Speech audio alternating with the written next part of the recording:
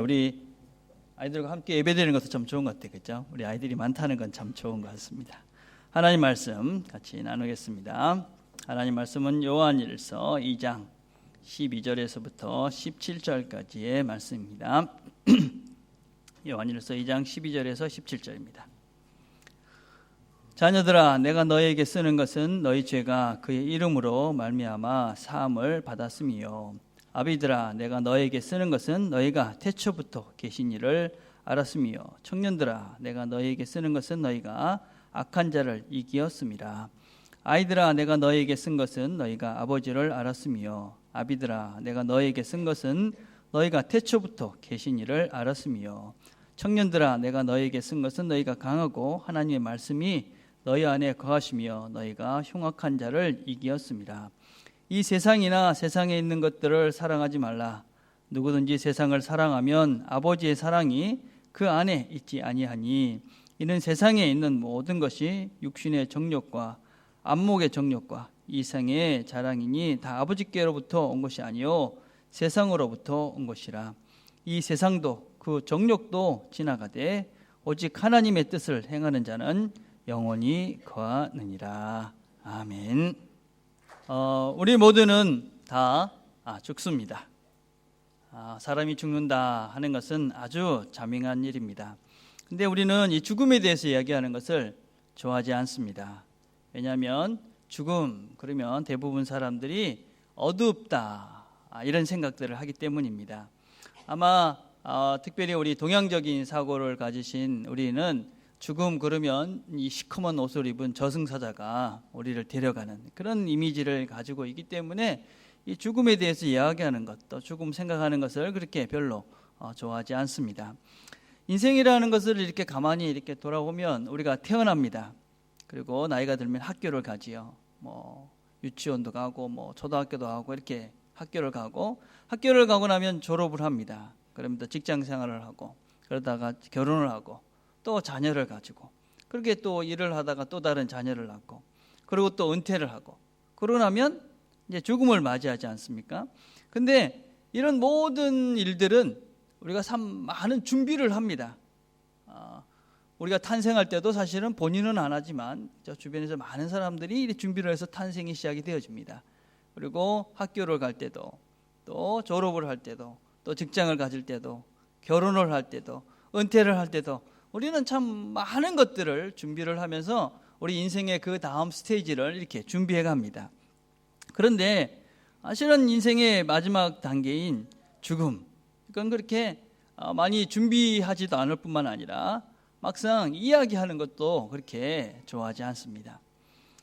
C.S. 루이스라는 분은 이런 말을 했습니다. 내세를 잘 준비하는 자가 이 땅에서도 잘 살 수 있다. 죽음을 잘 준비하면서 사는 사람들이 이 땅에서도 잘 살 수 있다 하는 것입니다. 믿음의 선배들만 이렇게 이야기하는 것이 아니라 사실 성경은 죽음을 우리가 생각하는 그런 어둠, 또 우리가 생각하는 무서움 이런 식으로 표현하고 있지 않습니다. 성경은 우리에게 죽음을 이렇게 설명하고 있습니다. 로마서 6장 23절은 죄의 싹은 사망이요 하나님의 은사는 그리스도 예수 우리 주 안에 있는 영생이니라. 영생이 선물이다. 헨리 나우엔이 쓴 책 제목 중에 죽음 가장 큰 선물 그런 책이 있습니다. 죽음이 선물이다. 영생이 하나님의 선물이다. 자, 그 선물이 그러면은 어디서부터 시작이 되어집니까? 그 선물은 이 땅에서 우리의 죽음으로부터 그 하나님의 가장 위대한 선물인 영생이 시작이 되어집니다.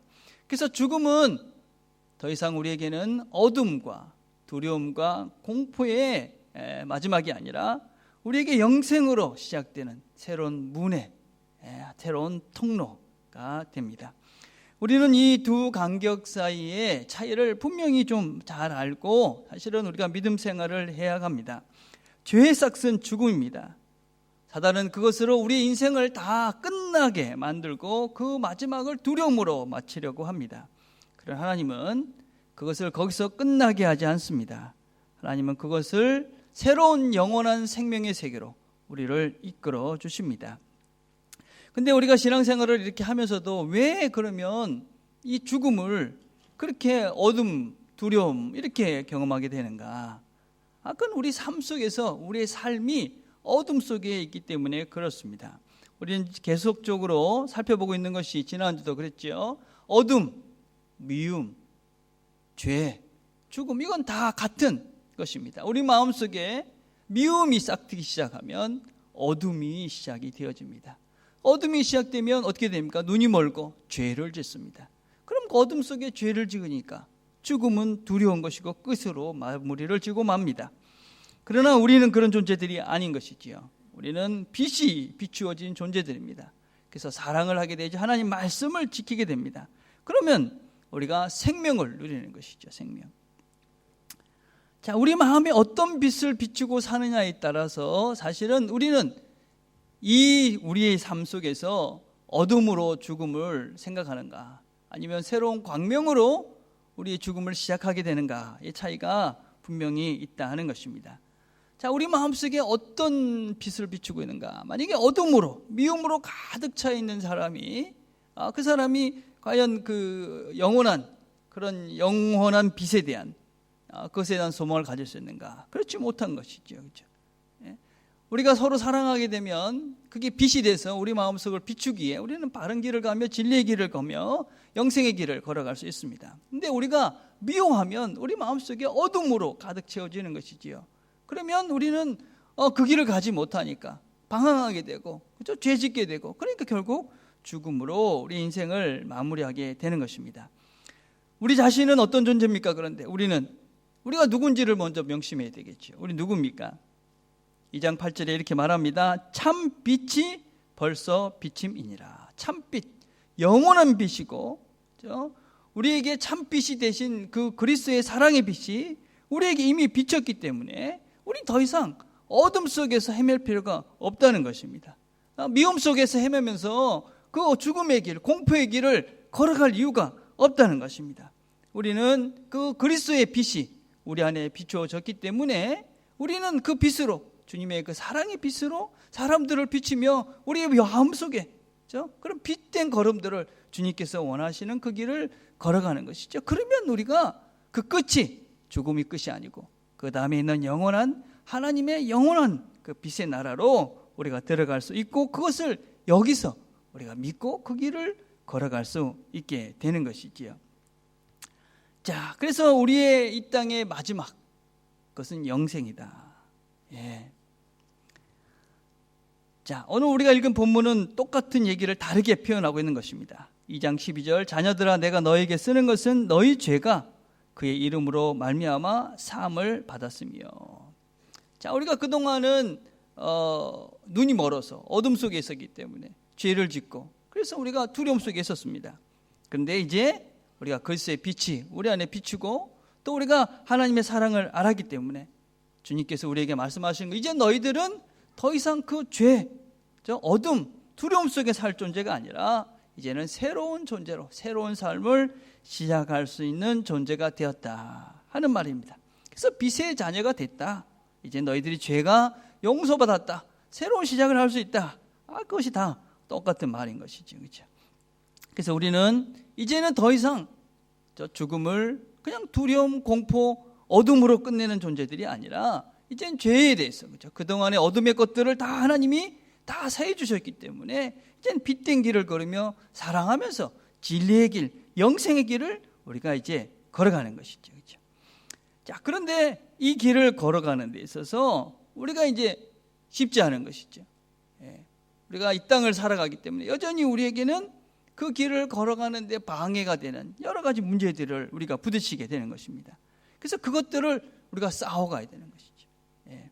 그 신앙생활이란 결국 무엇이냐? 이 빛된 길을 우리가 알고 걸어가는데 그것을 못 걸어가도록 우리를 막는 그 악한 세력과의 싸움의 그 과정, 그게 바로 우리가 신앙의 걸음들을 걸어가는 것이다 라고 할 수 있습니다.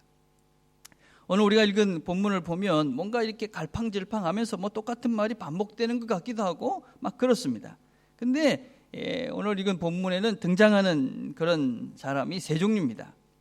신앙의 어린 상태를 말하는 그런 어린 아이들이 있고, 조금 성숙의 시작, 이제 막 자라기 시작하는 청년들이 있습니다. 그리고 성숙한 신앙 상태를 말하는 아비들이 이렇게 있습니다. 이 각자가 요구되는 그 부분이 조금씩 달라 보이지만 뭐 사실은 똑같은 것입니다. 아버지를 알고 악한 자를 이기고 또 태초부터 계셨던 이를 아는 것이다. 이게 무슨 말인가? 결국 신앙생활을 오래 하고 적게 하고 뭐 이런 문제가 아니라 누구든지 겪게 되는 것이 뭐냐? 죄와 싸우는 그런 문제들입니다. 자, 2장 14절을 한번 봅시다. 아이들아, 내가 너에게 쓴 것은 너희가 아버지를 알았으며. 신앙의 첫걸음을 말합니다. 2장 12절의 자녀들과 14절의 아이들아 하는 말은 사실 똑같은 말이 아닙니다. 2장 12절에 보면 똑같이 영어에도 little children 이렇게 돼 있고 children이 돼 있고, 우리나라도 뭐 자녀들아, 아이들아, 그래서 이게 똑같은 말 같이 보이지만 사실은 다른 말입니다. 2장 12절에는 파이디아라는 말입니다. 그것은 보편적인 하나님을 믿는 모든 사람을 총체적으로 일컬 때 쓰는 말입니다.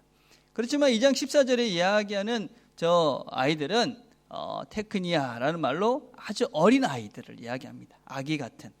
그래서 이 말은 너희들이 아버지를 알았다. 이 말은 이제 영적으로 태어나서 너희들이 영적 아버지가 있다는 것을 알게 된 그런 영적 어린 아이의 상태를 이야기합니다.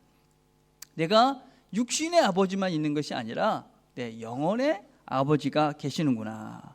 영원한 존재로서의 영적인 아버지, 그 영원한 하나님이 계시구나.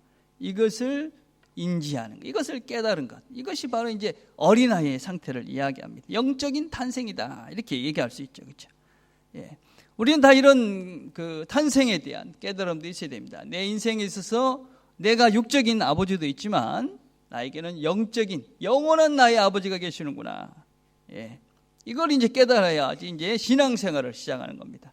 나는 영원한 아버지가 있는지 없는지 모르겠어. 나는 뭐 그냥 이게 끝나는 거 아니야? 아직까지 신앙의 본질을 이루어가기에는 깨달음이 없는 것이죠. 자, 여러분, 먼저 우리는 분명히 알아야 될 것은 우리에게는 육적인 아버지도 있지만 영원하신 내 영혼의 아버지가 계시다 하는 것을 우리가 인지하는 것이 신앙의 첫걸음입니다. 이것을 하나님을 너희들이 알게 됐다. 아버지를 너희들이 알게 됐다. 그렇게 이제 요한은 말을 하고 있는 것이지요. 자, 우리가 하나님이 있다. 하나님 우리 아버지다. 그렇게 고백하는 것입니다. 자, 그런데 그렇게 하고 나면 또 다른 문제들이 시작이 됩니다. 그렇게 알고 나면 아버지를 아니까 그냥 아버지가 시킨 대로 하냐? 그렇지 않다는 것입니다. 신앙생활의 또 다른 문제는 이 죄와의 싸움입니다. 그래서 이제 그 깨달음을 얻게 되면 이제 청년으로서 자라가면서 우리가 죄와 싸움을 시작하게 됩니다. 자, 13절과 14절에서 그래서 이렇게 이야기하고 있지요. 청년들아, 내가 너희에게 쓰는 것은 너희가 악한 자를 이기었음이라. 14절 똑같이 이야기합니다. 청년들아, 내가 너희에게 쓴 것은 너희가 강하고 하나님의 말씀이 너희 안에 거하시며 너희가 흉악한 자를 이기었음이라. 자, 이제 태어나서 이제 영적으로 성장하는 그 영적인 젊은이들에게 말합니다. 너희가 악한 자, 즉 사단의 그런 죄를 이겼다. 그렇게 말합니다. 이겼다. 그리고 그 비결은 말씀에 굳건히 서는 것이다. 그렇게 말합니다. 이 말씀 아주 단순한 것입니다, 여러분. 이렇게 가면 지고 이렇게 하면 이긴다라는 것이 성경에 분명히 있습니다. 그래서 하나님께서 우리에게 다 가르쳐 준 겁니다. 그래서 하나님은 그렇게 선언을 하는 것이요. 너희들이 이렇게 살면 이겨. 그러니까 너희들은 이미 이긴 거야. 너희들은 다 알고 있어. 이기는 방법을. 그래서 우리에게 이미 이겼다. 그렇게 이야기하는 것이죠. 근데 비결이 무엇입니까? 말씀에 굳건하게 서서, 말씀에 위에 섰을 때, 말씀 위에 섰을 때, 그죠? 자, 내가 죄와 싸워 이기고 싶다. 내가 사단과 싸워 이기고 싶다. 어떻게 하라는 겁니까? 말씀에 굳게 서라 하는 것입니다. 잠언 4장 4절에 이렇게 말합니다. 내 명령을 지키라. 그리하면 살리라. 4장 20절에서 22절 이렇게 말합니다. 내 아들아, 내 말에 주의하며 나의 이르는 것에 내 귀를 기울이라. 그것을 내 눈에서 떠나게 말며 내 마음속에 지키라. 그것을 얻은 자에게 생명이 되며 그 온 육체의 건강이 됨이라. 하나님 말씀을 우리가 지키면 하나님 말씀은 우리를 지켜주십니다. 그래서 우리가 건강하게 되고 우리가 생명을 누리게 되는 것이죠. 예. 그래서 말씀대로 우리가 말씀 위에 서게 되는 순간 우리는 이 영적인 싸움에서 승리해 갈 수 있도록 되는 것이죠. 자, 우리 교회는 그래서 열심히 하나님 말씀을 공부하고 열심히 성경을 공부하는 교회로 이제 점점 더 성장해 갈 겁니다. 성경 공부를 해야 된다, 안 해야 된다, 그건 옵션이 아닙니다, 여러분. 성경은 반드시 공부하고 배우셔야만 하는 것입니다. 예. 나는 별로 이렇게 안 하고 싶어. 아직까지 신앙생활 제대로 안 하고 있는 것입니다. 하나님 말씀을 나는 별로 읽지 않아, 배우고 싶지도 않아, 알고 싶지도 않아.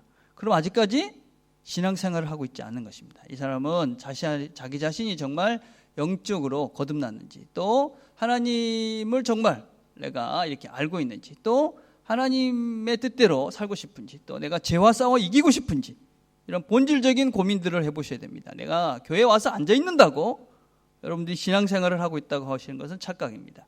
정말 내가 죄와 싸워 이기고 싶은지, 그리고 내가 하나님을 정말 제대로 알고 믿고 싶은지, 이제 그게 있어야 되는 겁니다. 그것 때문에 내가 성경을 공부하고 말씀 속에서 바로 성장해 가고 싶은 마음이 있는 것이 정말 신앙생활입니다. 그래서 여러분, 성경을 공부해도 되고 안 해도 되는 것이 아니라 성경은 공부하면서 배워야만 하는, 반드시 그리스도인들이 해야만 하는, 죄와 싸워 이기기 위해서는 틀림없이 해야만 하는 것이다 라는 것을 명심하셔야만 합니다. 이게 하나님 말씀을 믿는 것이고 하나님을 믿는 것입니다. 자, 그런데 우리의 오해는 무엇인가 하면 우리가 이 영적인 싸움에서 백전백승을 할 것이라는 착각입니다. 예, 그렇지 못합니다. 예. 저는 이제 운동 중에 다 좋아하긴 하지만 이 야구라는 운동을 참 이렇게 좀 좋아합니다. 왜 좋아하냐면 야구는 3할, 그러니까 10번 나와갖고 3번만 안타를 치면 훌륭한 선수입니다. 쉽게 얘기하면 30점만 받으면 이 좋은 점수를 받는 겁니다. 그런 거 하나도 없죠, 세상에. 30점 받았는데 너 참 잘했어. 이거는 야구밖에 없어요, 야구. 예, 참 좋은 운동입니다, 여러분. 예. 30점으로 칭찬받는 운동. 사실 우리는 그 사단과의 전적을 좀 이렇게 따져보면 제 생각에는 여러분들은 그래도 5할은 넘을 거라고 생각을 합니다. 5할. 예. 신앙생활을 오래 할수록 이게 더 확률이 이제 더 높아져 가겠죠. 그렇죠? 예? 그 5할도 안 되면 여기 참 앉아있기 어렵습니다. 예, 맨날 싸움에서 지고 지는 게 훨씬 더 많으면 여기 오고 싶지 않습니다. 그냥 다른 주님과 놀고 싶고, 예, 이렇게 하고 싶지, 여러분들이 여기 와서 앉아있지 않습니다. 그래도 여러분들이 그래도 그 영적인 싸움에서 그래도 그런 여러 가지를 이기고 또 여기까지 오신 것입니다. 그래서 여러분들이 너무 실망하거나 낙담하거나 한 번 진 것 가지고 그것 때문에 너무 실망하실 필요 없습니다. 여러분, 그 싸움에서 지는 게 당연한 것입니다. 자, 근데 명심할 것이 있습니다. 두 가지를 명심해야 되는, 첫째는 내가 이 영적인 싸움을, 내가 이 죄와의 싸움을 하고 있느냐 하는 문제입니다. 죄와의 싸움을, 내가 맨날 죄를 짓는데도 그것에 대해서 아무런 부담감이 없이 계속 죄를 짓고 있습니다. 그 사람은 예수를 안 믿는 것입니다, 여러분. 죄를 지으면서도 아무런 부끄러움이나 아무런 자책감도 없이 하나님 앞에서 부끄럽지도 않게 똑같은 죄를 계속 짓고 있다. 그 사람은 예수 안 믿는 것입니다, 여러분. 예, 우리는 죄와 싸워야 됩니다. 하나님을 믿는 자들은 죄를 지으면서도 아무렇지도 않게 죄를 지을 수 없습니다. 그래서 그 싸움을 하고 있느냐 하는 것입니다. 물론 여러분이 지기도 하지만 그 싸움을 하고 있느냐, 죄와의 싸움을 하고 있느냐. 이건 죄이기 때문에 나는 더 이상 이 죄를 짓지 않겠다, 그렇게 내가 하나님 앞에 결단하고 결심하고 또 넘어지지만 또 하고 있느냐 하는 것입니다. 죄와 싸우고 있는가. 또 하나는 우리가 죄를 지어서 넘어집니다. 우리가 넘어질 수밖에 없다는 것도 인정하셔야 됩니다, 여러분. 그럴 때 어떻게 해야 됩니까? 내 힘으로 역시 안 되는구나. 그리고 빨리 하나님께 나오는 것입니다. 나는 하나님의 은혜가 필요하구나. 그래서 하나님, 내가 또 넘어졌습니다. 도와주십시오. 그리고 하나님께 또 다시 나와서 내 죄를 회개하고 다시 한번 또 시작하는 것입니다, 여러분. 그래서 여러분이 주일날 와서 예배드리고 이런 것들이 중요한 것입니다. 다시 한번 내가 그렇지, 다시 시작하자. 예. 그래서 이렇게 모이는 것이죠. 그죠? 그렇게 하나님 앞에 나와서 은혜로 간구하는 것이죠. 처음에는 여러분 신앙의 여정들을 다 겪어오셨잖아요. 그죠? 처음에는 뭐 1알도 안 됩니다. 그렇지만 2알이 되고 3알이 되고 그렇게 그 승률이 높여져 가는 것입니다. 그렇지만 확실한 것은 여전히 싸우고 있는 것입니다. 여전히 넘어지기도 합니다. 자, 그렇게 내가 그 싸움을 계속해 가면서 하나님을 알게 됩니다. 하나님. 그래서 그 하나님이 누군가 하는 것을 깨닫게 되는 것이지. 누굽니까? 그분이 태초부터 계시니. 하나님 그분이 태초부터 계시니구나. 2장 13절과 14절에 똑같은 말을 반복적으로 요한은 하고 있습니다. 아비들아 내가 너에게 쓰는 것은 너희가 태초부터 계시니를 알았으며 아비들아 내가 너에게 쓴 것은 너희가 태초부터 계시니를 알았으며. 신앙이 성숙됐다 하는 것은 바로 이 태초부터 계시니 이걸 아는 것입니다. 이게 무슨 말이냐? 그 당시에는 예수님을 하나님과 동등하게 생각하지 않았습니다. 예수님은 하나님보다 조금 못할 거야. 아니면 하나님의 어떤 모양만 가지고 있는 것이지 실제 이분은 하나님은 아닐 거야. 그런 믿음이 있었습니다. 그 믿음이 어릴수록 사실은 우리가 이 예수님이 정말 진정한 하나님이신 창조주이시고 우주를 다 섭리하시는 그분인지 사실은 잘 모릅니다. 근데 신앙생활을 한다는 것은 무엇입니까? 이 죄와 싸우는 것입니다. 그리고 그 주님께서 가신 그 길을 걸어가는 겁니다. 그분의 말씀대로 사는 것입니다. 그래서 그분의 말씀대로 그분의 걸음들을 걸어가다 보면 우리가 발견하는 것이 있습니다. 아, 이분이 정말 하나님이셨구나. 이분이 정말 우리를 영생으로 인도하시는 분이구나. 영원한 그 하나님이시구나 라는 것을 깨닫게 됩니다. 그냥 알게 되는 것이 아닌 것입니다. 그분의 길을 걸어가고 죄와 싸우면서 우리가 승률을 높여가면서 우리가 확신해지는 것은 예수 그분이 하나님이셨구나. 그래서 내가 이분을 믿어야 내가 영생의 길을 가겠구나 하는 그런 믿음이 확신으로 점점 자리를 잡게 되는 것이죠. 그런데 이게 쉬운 것은 아닙니다, 여러분. 쉬운 것이 결코 아닙니다. 겪어야 될 과정들이 참 많이 있습니다. 마태복음 10장 32절에 보면 이런 말씀이 있습니다. 누구든지 사람들 앞에서 나를 안다고 하면 나도 하늘에 계신 내 아버지 앞에서 그를 안다고 할 것이다. 그러나 누구든지 사람들 앞에서 나를 모른다고 하면 나도 하늘에 계신 내 아버지 앞에서 그를 모른다고 할 것이다. 내가 하나님을 안다 이렇게 얘기할 때 어떻게 하면 내가 믿음이 있다는 것을 하나님이 알아주시냐면 내가 사람들 앞에서 나는 예수를 믿습니다. 나는 하나님을 믿습니다. 하나님을 압니다. 그렇게 이야기하면 그러면 이제 하나님도 그래 나도 너 알아 이렇게 해주신다는 겁니다. 그렇죠? 그래서 우리가 사람들 앞에서 나를 어떤 존재로 신앙을 고백하느냐 이게 중요하다는 것입니다. 그렇죠? 그런데 뭐 여러분들 사실 뭐 이 자리에 오신 분들은 다 사람들 앞에서 나 예수 믿습니다 그러시는 분들이잖아요. 그죠? 그래서 이 자리에 오셨습니다. 그죠? 근데 단지 그렇게 우리가 하나님을 안다라고 고백하는 것은 그냥 말로만이 아니라는 것이 문제입니다. 말로 나 저분 알아 그것으로 되는 것이 아니라는 것입니다. 10장 34절부터는 또 이렇게 말씀을 이어갑니다. 내가 세상에 화평을 주러 온 줄로 생각하지 말라. 화평이 아니요 검을 주러 왔노라. 내가 온 곳은 사람이 그 아버지와 딸이 어머니와 며느리가 시어머니와 불화하게 하려 함이니 사람의 원수가 자기 집안 식구니라. 아버지나 어머니를 나보다 더 사랑하는 자는 내게 합당하지 아니하고 아들이나 딸을 나보다 더 사랑하는 자도 내게 합당하지 아니하며 또 자기 십자가를 지고 나를 따르지 않는 자도 내게 합당하지 아니하니라. 자기 목숨을 얻는 자는 잃을 것이요 자기를 위하여 자기 목숨을 잃는 자는 얻으리라. 자, 우리가 예수를 안다고 예수를 믿기 때문에 가정에 불화가 생길 수 있다는 것입니다.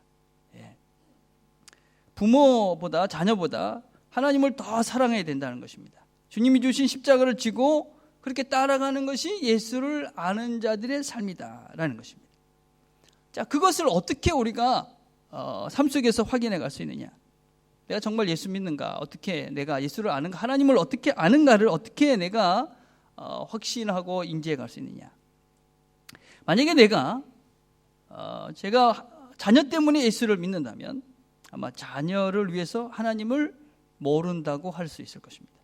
만약에 돈 때문에 예수를 따르는 사람이 있다면 돈 때문에 하나님을 부인하게 될 것입니다. 부모님 때문에 예수를 믿는다면 부모님 때문에 그 예수를 모른다고 부인할 것입니다.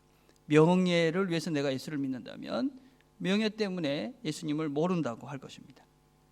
조금 더 다르게 표현하면, 똑같은 말이지만 다르게 표현하면 이렇게도 얘기할 수 있습니다.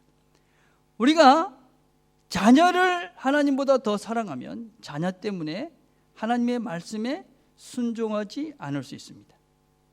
돈을 더 사랑하면 내가 돈 때문에 하나님의 말씀에 더 순종하지 않을 수 있습니다. 명예를 더 사랑하면 명예 때문에 내가 하나님의 말씀에 순종하지 않고 하나님을 모른다고 부인할 수 있다는 것입니다. 어떤 것이 하나님을 아는다, 내가 하나님을 안다고 이야기하는 것인가 하는 것입니다. 어떤 사람들이 이 하나님을 아느냐? 아비들입니다. 아비들. 그냥 하루아침에 아비들이 되는 것이 아닌 것이지. 하나님을 정말 예수가 태초부터 계셨던 분이다 하는 것을 아는 것이 아비인데, 그 사람들은 교회를 오래 다녔다고 아비가 되는 것이 아니라는 것입니다. 예수가 정말 하나님이고 그분의 삶을 살아보니 그게 정말 하나님의 삶이구나. 그래서 뭘 깨닫게 되느냐? 10장 39절입니다.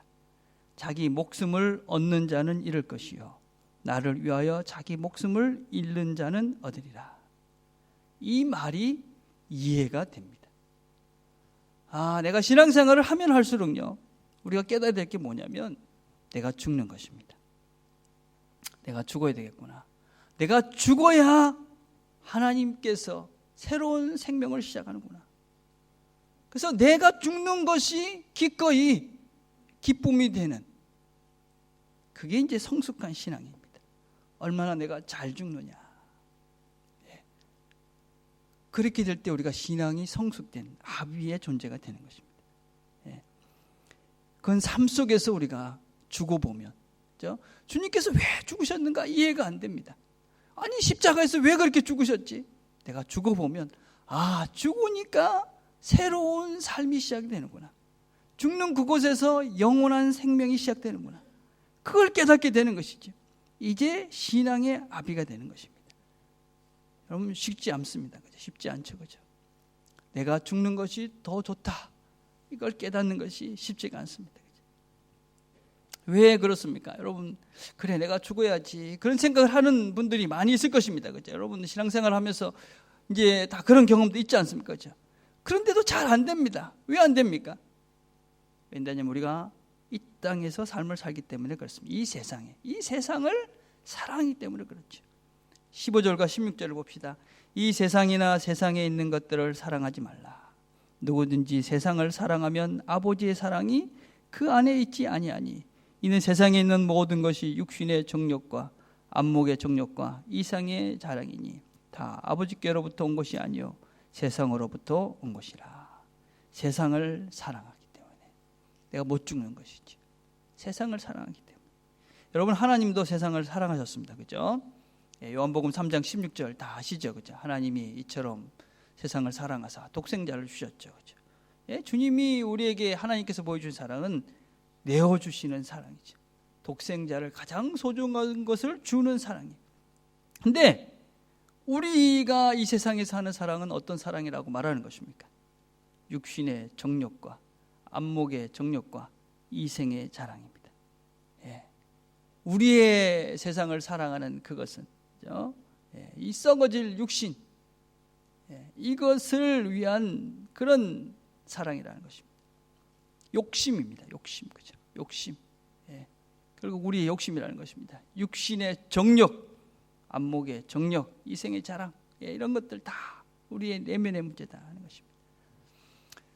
여러분 우리는 다 좀 부족하다고 생각을 하죠. 나는 충분해, 지금 가지고 있는 것으로 만족해. 그분은 이제 하나님 나라 빨리 가셔도 되는 분입니다. 그런 분들은 없죠. 우리가 없습니다. 근데 우리가 한번 10년, 20년, 30년 우리의 삶들을 돌아보면 정말 우리는 풍족합니다. 그죠? 여러분 참 많이 우리가 가지고 있습니다. 물론 뭐 어떤 분들은 뭐 그렇게 좀 어려운 형편이 되신 분들이 있지만 우리가 지금 이렇게 생각해 보면 저는 뭐 제가 이렇게 어릴 때와 지금을 생각해 보면 이건 비교가 안 되는 삶입니다. 비교가 안 되죠. 뭐 어른들 뭐 어린 청년들 우리 중고등학생들 뭐 잘 모르겠지만 뭐 계란 하나면 충분히 이렇게 우리가 참 맛있는 음식을 먹던 시대가 있었습니다. 지금 건강 때문에 안 먹습니다. 그렇게 세상이 바뀌었습니다. 근데 여러분 우리가 얼마나 더 가지면 만족스러울까요? 얼마나 더 가지면 여러분 계속 가져보십시오. 만족이 채워지는가? 여러분 우리는 사실은요 만족할 수 없도록 하나님께서 만들어 놨습니다. 만족할 수 없도록. 왜냐하면 하나님께서 우리가 이 땅에서 그걸 만족할 수 없도록 해놓으셨기 때문에 그래요. 전도서 3장 10절과 11절을 봅시다. 하나님이 인생들에게 노고를 주사 애쓰게 하신 것을 내가 보았노라. 하나님이 모든 것을 지으시되 때를 따라 아름답게 하셨고 또 사람들에게는 영혼을 사모하는 마음을 주셨느니라. 그런 하나님이 하시는 일의 시종을 사람으로 측량할 수 없게 하셨도다. 우리는요 아무리 이 땅에서 뭘 많이 가져도 만족스럽지 않습니다. 왜냐하면 우리는 그 영혼을 사모하는 마음이 있기 때문에 그렇습니다. 그거는 여기서 채워지지가 않습니다. 여기서 아무리 많이 가져도 다 가져도 그것은 채워지지 않습니다. 영혼을 사모하는 그 마음은 어떤 것으로 채워질 수가 없습니다.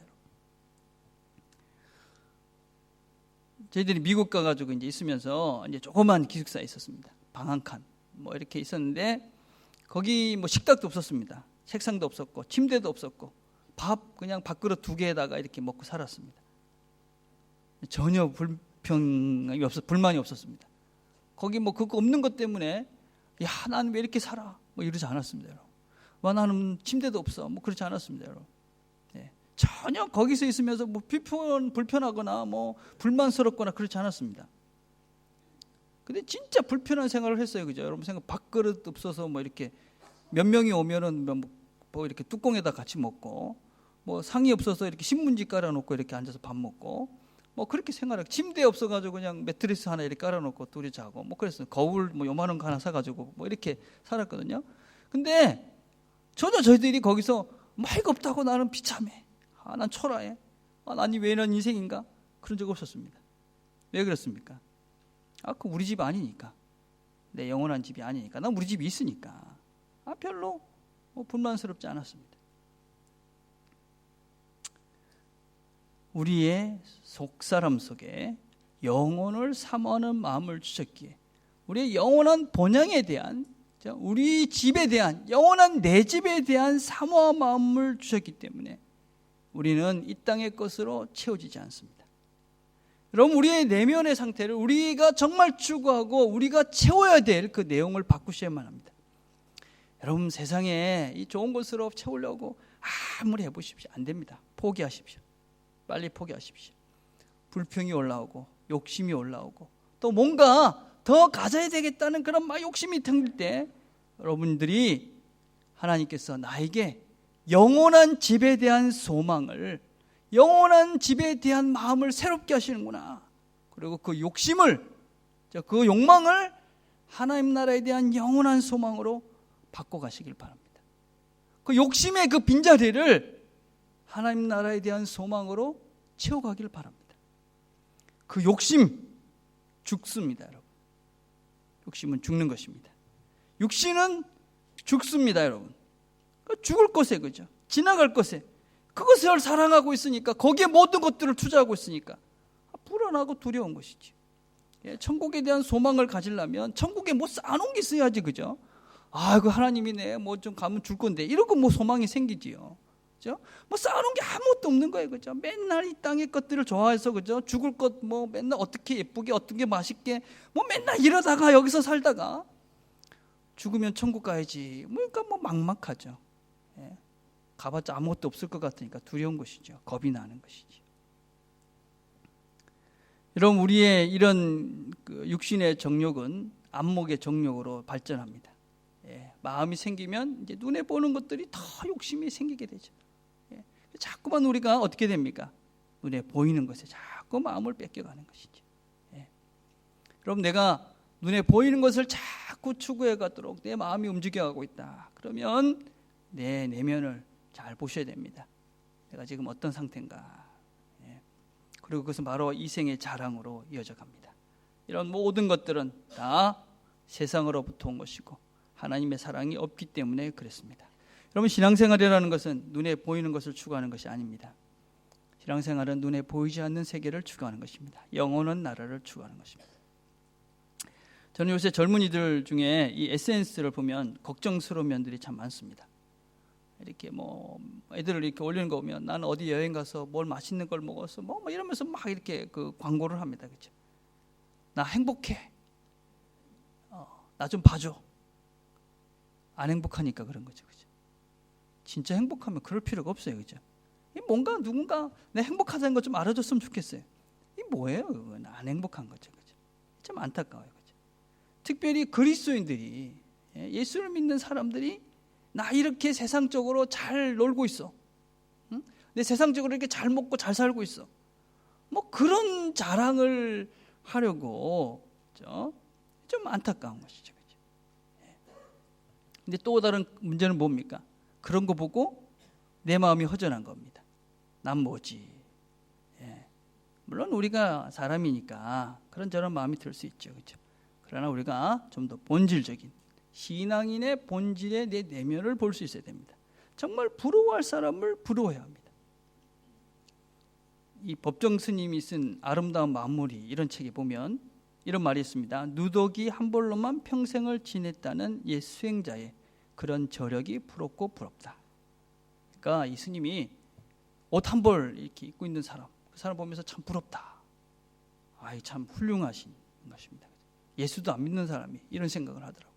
그렇죠? 예수도 안 믿는 분이, 이 사람은 영생도 믿지도 않는데 그런데도 옷 한 벌 가지고 평생 산 그런 사람들 보면서 참 부럽다. 야, 대단한 분입니다. 근데 우리 신앙인들에는 더 멋진 분들이 계십니다. 예수 믿는 사람들. 주보에 보십시오. 주보에. 주보에 보시면 메리 슬레서라는 분입니다. 이분이 이런 얘기를 합니다. 요즘 나는 나뭇가지 몇 개를 얼기설기 얹어서 침대를 삼고 더러운 옥수수 껍질로 이불을 하고 쥐들과 벌레들이 우글거리는 방에 3명의 여자와 난지 사흘 된 아기가 누워있는 곳에서 잠을 잔다. 이때 내가 잠을 설쳤을 거라고 생각할 수 있을 것이다. 그러나 내 자신의 마음속에서 나는 아주 고요하고 평안한 밤을 지냈다. 여러분, 세상과 동떨어져서 혼자 이렇게 고요하게 사는 거 그것도 쉽지는 않습니다. 그렇죠? 그런데 우리 신앙의 선배들은 예수를 제대로 믿고 살던 세상을 사랑하는 것이 아니라 영원한 우리의 본향을 보면서 그 영원한 나라를 소망하면서 살았던 우리의 선배들은 이런 혼탁한 세상 속에서도, 그렇죠? 그런 평안함과 세상의 그런 그 반짝거리는 그런 안락함, 그런 것들이 팽배한 이 세상 속에서도 자신을 지키면서 하나님이 주시는 내면의 그런 궁극적인 그런 평안함을 누리면서 살았다는 것입니다. 얼마나 멋집니까? 이런 것들을 멋지게 생각해요. 이런 것들을 부러워해야 되는 것이죠. 뭐 반짝반짝해서 뭔가 여행 가고 이런 것이 아니라, 저 친구는 뭐 별로 뭐 가진 것도 없는 것 같은데, 뭐 그냥 특별한 것도 없는 것 같은데 늘 행복하고, 그렇죠? 늘 즐겁고, 늘 봉사하고, 섬기고, 나누고, 베풀고, 이런 사람을 부러워해야 되는 거죠. 저게 어디서 나오는 걸까? 저게 어디서 나오는 걸까? 저 속에 무엇이 있나? 명심하시길 바랍니다. 이 세상도 그 정욕도 지나가되 오직 하나님의 뜻을 행하는 자는 영원히 거하느니라. 눈에 보이는 그것들을 추구하며 자랑하며 더 가지려고 더 바둥거리는 그것들 다 지나간다. 다 죽는다. 다 사라진다. 그러나 하나님의 뜻을 행하는 자, 하나님 말씀 속에서 그 말씀 속에 걸어가면서, 그렇죠? 하나님 원하시는 그 사랑을 하는 자 영원히 간다. 영원한 삶을 산다. 그 말씀입니다. 우리는 더 이상 죽음이 우리의 인생의 마지막이 아님을 명심하시길 바랍니다. 이 어둠으로 우리 인생이 마감되는 것이 아닙니다. 우리는 우리 속에 비춰지신 예수 그리스도의 참 빛이 우리를 영원한 영생의 길로 우리를 인도해 가실 것입니다. 사단은 죽음을 통해서 우리가 그것이 끝이라고, 더 이상 희망이 없다고, 그것은 너희들에게 공포라고, 죽음이라고 우리에게 두려움으로 인생의 끝을 마무리시키려 합니다. 그러나 하나님은 그렇게 하지 않습니다. 하나님은 그 마지막을, 이 땅에서의 마지막을 그 끝이 아닌 또 다른 영생의 문으로, 영생의 시작으로 우리에게 새로운 문을 여셔서 우리에게 가장 소중한 선물, 가장 위대한 선물을, 그 영생을 우리에게 주신 것입니다. 주님의 이 말씀을 믿고 사랑하면서 이곳에서 영생을 누리는 저와 여러분이 되기를 간절히 바라겠습니다. 기도하겠습니다.